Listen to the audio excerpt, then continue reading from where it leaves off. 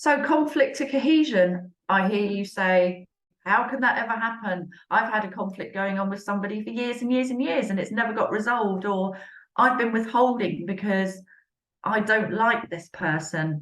Well, I'm going to give you a showstopper here. You don't necessarily have to like everyone to be able to work with them. Throughout my career, I've worked a long time in commercial organizations.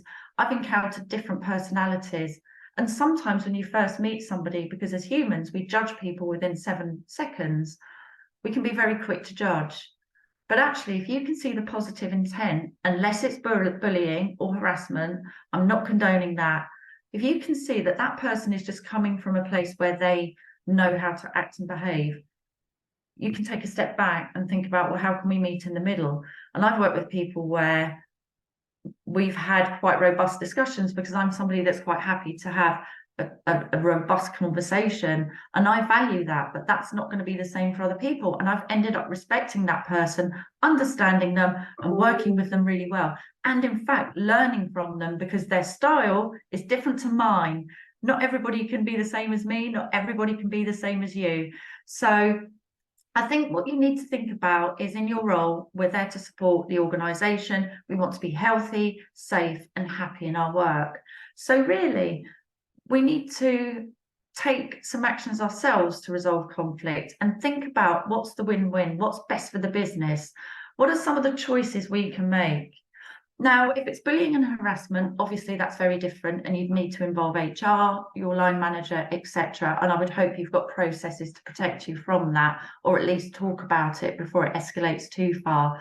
But what we want to do is get to a win-win. We don't want to be passive and hold back, because I've seen that before where people say, yeah, I'll do that, and they don't. And actually it's quite damaging because they're holding on to a conflict. I've seen people at the other end of the scale being quite aggressive, and then a conversation is needed to be had. And I've had them as a coach around mediating sessions with people with two very different styles and toning it down a bit. But find the right time, the right place. If you're somebody that likes to prepare your points. It sounds weird, don't take it personally. Try to take your ego out of the situation. Think about what's good for the business, what's good for the team, what's good for the organization, and come to a win-win situation.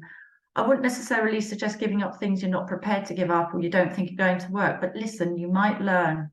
And when you're with that person, actively listen, don't interrupt, and then summarize what you've heard. Okay, so I've listened, and what I've heard you say is this. Is that right?